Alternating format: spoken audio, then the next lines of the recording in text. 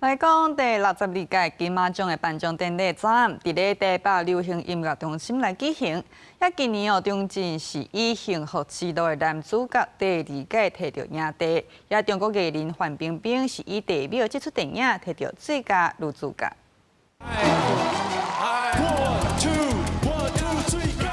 每当拍电影，每一个角色致敬，顽童一出来，就火着全开，予后边大导演李安也忍袂住入戏，斗阵配合演出。第62届金马奖登场，竞争激烈，最佳女主角拼到最后一刻，由中国女明星范冰冰以地母奉救，虽然无法度参加，毋过知影得奖的时阵，伫电话迄一边煞哭到无法度讲话。其实对我而言，不只是外形上的转变。也是我与角色之间一次非常深刻的灵魂的共振。影帝是由张震以幸福之路摕到，电影是讲新移民的故事。伊第一摆得奖，感谢爸爸、亲人，也有所有热爱电影的人。